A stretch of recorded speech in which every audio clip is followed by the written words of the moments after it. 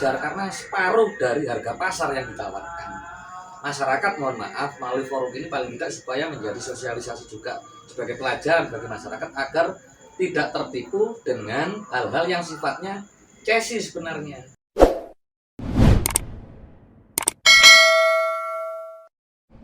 Assalamualaikum warahmatullahi wabarakatuh. Waalaikumsalam. Salam solusi, masalah teratasi. Pemirsa Isjawa Today, bertemu lagi kali ini di rubrik Ruang Hukum dengan bersama kita Bapak Muhammad Zakaria Ansori. Assalamualaikum warahmatullahi wabarakatuh. Bagaimana kabarnya Pak Zakaria? Sehat, alhamdulillah. Yang kedua Pak Joko Pitono. Selamat malam, assalamualaikum warahmatullahi wabarakatuh, Pak Joko. Waalaikumsalam warahmatullahi wabarakatuh. Bagaimana kabarnya Pak Joko? Sehat. Pada kesempatan hari ini kita akan membahas tentang seputar peralihan aset dari perbankan. Ya, kepada para narasumber kami persilahkan untuk memberikan penjelasan kepada kita dan pemirsa Isjawa Today. Terima kasih atas kesempatan yang diberikan. Kalau kita amati 3 atau 4 tahun terakhir ini sangat marak peralihan piutang yang terjadi di dunia perbankan. Bahkan peralihan piutang ini atau istilah lebih dikenal dengan peralihan cesi ini tidak hanya dilakukan oleh perbankan, tapi juga kelompok-kelompok koperasi simpan pinjam yang pada kenyataannya melakukan praktek cesi. Untuk itu kami minta kepada masyarakat agar berhati-hati ketika melakukan akad kredit di bank. Perlu dilihat bahwa di transaksi akad kreditnya apakah kewenangan untuk memindah tangankan atas tagihan tersebut diatur atau tidak di dalam BK-nya. Ketika hal ini tidak diatur, maka bank tidak berhak untuk melakukan peralihan cesi kepada pihak ketiga. Jadi sebenarnya yang dimaksud dengan cesi ini bukanlah pengalian aset perbankan sebagaimana lelang atau AIDA. Karena begini, bank ketika kredit itu macet biasanya akan melakukan tindakan-tindakan tertentu. Ketika sudah koleks 5, biasanya mereka akan memberikan teguran. Kemudian setelah ada peneguran, biasanya teguran pertama, kedua, akan dilakukan pendekatan dengan restruct dan sebagainya. Tapi ketika sudah benar-benar macet, biasanya akan diberitahukan untuk dilaksanakan lelang. Atau bisa juga dilaksanakan dalam bentuk di AIDA. Jadi aset tersebut diambil alih oleh bank, dibeli sendiri oleh bank atau pembelian untuk orang lain. Nah, pada praktek cesi di sini sebenarnya yang terjadi adalah pengalian piutang atau tagihan dari bank kepada pihak ketiga, baik itu perorangan ataupun badan hukum. Cuman karena yang dialihkan ini tagihan, ini tentunya agunan yang melekat pada pinjaman tersebut, tentunya ini juga berpindah tangan. Nah, berarti kalau klausul akad kredit tersebut itu ada klausulnya untuk mengalihkan piutang tersebut kepada pihak ketiga, berarti boleh ya, sah ya secara hukum seperti Boleh, itu kan ya? boleh. Tapi ketika tidak ada klausulnya yang mengatur itu, berarti tidak sah. Ya tidak sah, karena begini, cesi ini sendiri kan tidak diatur secara spesifik. Dia hanya mengacu kepada ketentuan pasal 613 Undang-Undang KUH Perdata. Nah, di mana di situ pada intinya adalah pengalian piutang atau tagihan kepada pihak ketiga, baik itu perorangan ataupun badan hukum tertentu. Nah, dari sini sebenarnya kedudukan seorang cesor atau yang mengambil alih, yang membeli tagihan melalui cesi, ini menggantikan kedudukan bank itu. Jadi dia tidak serta-merta bisa mendapatkan agunannya. Karena selama ini di masyarakat seringkali salah kaprah. Seakan-akan ketika dia membeli cesi, dia merasa sudah membeli objek agunan tersebut. Padahal ini keliru besar. Kewajiban dia justru tidak bisa memiliki objek itu. Karena ketika dia menggantikan kedudukan bank, dia harus melaksanakan prosedur SOP yang sesuai dengan diperjanjikan di akad kreditnya. Ketika dia tidak mau membayar melunasi, maka dia punya hak untuk mengajukan lelang atas objek yang dialihkan tersebut, karena jaminan itu kan melekat pada perjanjian kredit. Berarti cesor ini tidak serta-merta bisa memiliki aset ya Pak? Tidak serta-merta bisa memiliki aset itu. Jadi kalau masyarakat itu ingin mengendaki aset, itu bisa dilihat. Biasanya bank ketika akan mengalihkan asetnya, itu kan ada rencana-rencana mau dilaksanakan lelang. Itu kan ada daftar aset yang mau dilelang. Itu baru langsung pengalihan aset. Atau AIDA. AIDA pun ini ada dua, karena AIDA yang AIDA tertentu ini juga melalui lelang juga. Tapi ada AIDA yang dengan kesepakatan debitor ini bisa langsung dengan transaksi langsung bisa menguasai objeknya. Oke, saya beralih ke Pak Joko ya. Tadi kan disinggung di awal bahwasanya pengalihan piutang ada namanya cesi. Seorang cesor dan seorang yang piutang dan debitur yang piutangnya telah dicesor, itu hak dan kewajiban dari cesor itu apa dan haknya debitur itu apa Pak Joko setelah piutangnya beralih Pak Joko pada cesor Pak Joko? Ya. Terima kasih. Sebenarnya sesi ini adalah bagian dari upaya penyelesaian kredit. Upaya penyelesaian kredit itu ada yang namanya novasi, pembaruan utang, ada yang percampuran utang, ada subrogasi, ya. Terus salah satunya sesi yang diatur di 613 KUH Perdata. Saya menambahkan penjelasan dari Pak Jakaria bahwa penjelasan di dalam 613 KUH Perdata itu adalah sifatnya umum, ketentuan yang lex generali. Sedangkan ketentuan yang sifatnya khusus antar para pihak yang sifatnya privat itu adalah antara debitur dengan kreditur. Nah, ketentuan yang diatur oleh debitur dan kreditur ini dituangkan di dalam perjanjian kredit. Ini memenuhi ketentuan pasal 1338, peraturan atau ketentuan yang sudah ditandatangani oleh para pihak mengikat para pihak sebagaimana undang-undang dikenal dengan asas fakta sunt servanda. 1338 ya. KUH Perdata Pak Joko ya. Kembali lagi ke persoalan tadi, bagaimana dengan hak debitur Ya, terkait dengan sesi yang diambil alih. Jadi sesi adalah piutang atas nama. Yang diambil alih piutangnya, bukan asetnya. Sedangkan aset itu adalah perjanjian ikutan atau asesor.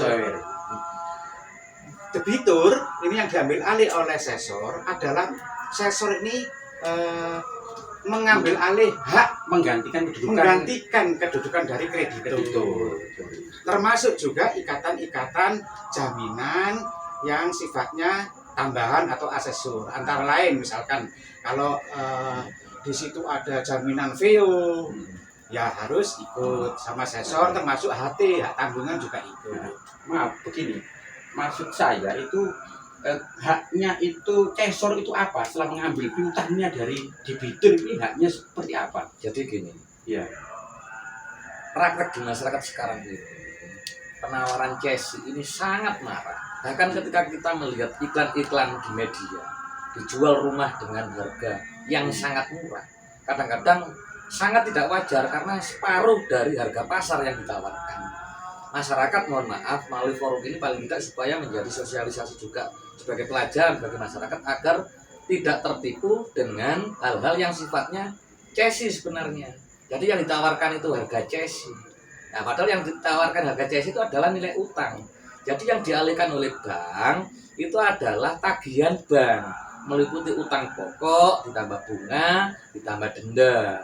Jadi hak ini sebenarnya yang bisa dinikmati oleh orang yang mengambil cesi tadi.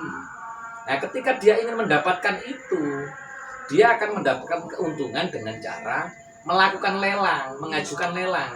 Ketika dia sudah mensomasi, sudah memberitahu debitur asal, dia tidak mampu melunasi, dia punya hak menggantikan kedudukan bank, melakukan lelang. berarti gini ya, setelah piutangnya diambil alih, berarti cesor ini berkewajiban tetap melakukan penagihan terhadap piutangnya ya, memberitahu gitu kan, baik secara somasi maupun penagihan secara langsung begitu. Hal yang pertama dilakukan oleh sesor adalah yang pertama pemberitahuan telah terjadinya sesi dari kreditur yang lama kepada dirinya. Bahkan kewajiban dari pihak bank pemilik kredit yang pertama. Jadi kalau kembali kepada 613, jadi persyaratan cash ini harus diberitahukan kepada debiturnya. Ya. Wajib itu Wajib hukumnya. hukumnya berarti ya. Bahkan dalam kondisi ekstrim harus dengan persetujuan debitur. Cuman ini memang tidak mutlak persetujuan debitur ini. Makanya perlu dikaji di perjanjian akad kreditnya.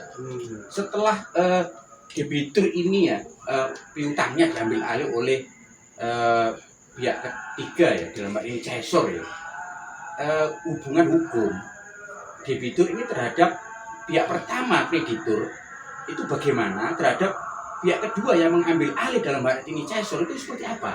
Jadi otomatis dengan namanya tagihan sudah dialihkan, maka sejak terjadi, karena sifatnya begini, pengalihan cash ini kalau menurut 613 KUH Perdata kan bisa dilakukan melalui akta notarial, bisa juga dengan cara di bawah tangan. Nah, ketika ini dilakukan, tentunya dia ada kewajiban untuk memberitahu. Dengan sejak terjadinya pengalihan tagihan tadi, maka pihak bank tidak lagi punya hak dan kewenangan atas tagihan dan juga jaminan. Karena jaminan tadi melekat dengan hak tanggungan bersama dengan piutang yang dialihkan tadi. Berarti sudah beralih penuh ya, Sudah beralih penuh. pihak cesor ya, seperti itu ya. Makanya Di posisi bank kreditur yang lama sudah lunas loh ya. Sudah lunas. Itu yang Berarti harus dibaca. utangnya karena sudah dilunasi oleh Sesor. Cesornya tadi. seperti itu. Terus begini, kalau misalkan sudah diambil alih ya, pihak debitur ini itu bolehkah untuk melunasi piutangnya tersebut kepada cesor? jadi ya wajib, Pak. Ya, karena Ya. menggantikan kedudukan kreditur kan. Mm-mm. Nah, yang dilakukan diberitahukan sudah terjadinya sesi, ya, pengalihan piutang. Kemudian debitur ini sudah nggak perlu berhubungan dengan bank, Bang, karena dia kalau secara mandiri berhubungan dengan bank, dia akan ada banyak syarat untuk proses rescheduling, restructuring, penyihatan kredit. Tapi dengan kreditur yang baru, dia mempunyai fleksibilitas.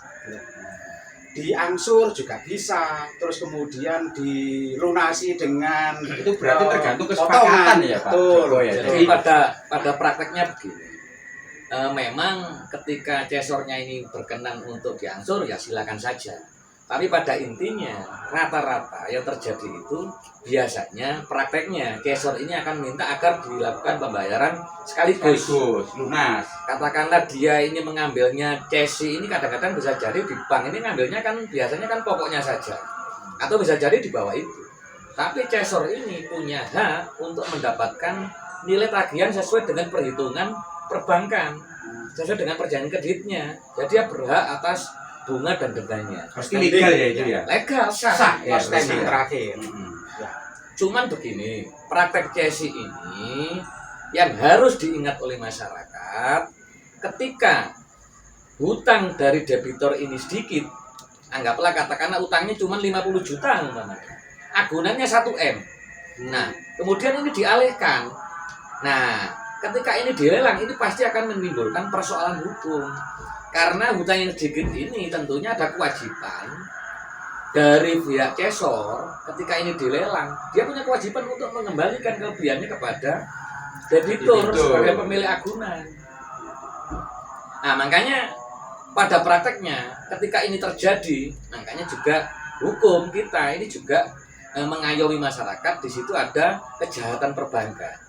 Jadi melalui forum ini perlu saya sampaikan juga bahwa tindakan-tindakan yang dilakukan oleh cesor yang berlebihan bahkan tidak berdasar, mohon maaf, ini perlu saya tegaskan bahwa ini ada tindak pidana yang mungkin rentan dilakukan karena dia keluar dari SOP standar perbankan. Terkait dengan masalah persoalan cesi, itu bagaimana tentang agunan dari cesi tersebut Pak?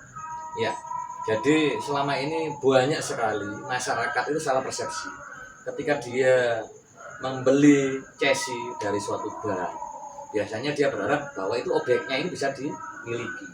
Ini terus terang salah besar, tidak dimungkinkan untuk itu. Karena yang terjadi, kedudukan dia menggantikan kedudukan bank, ini harus dilelang.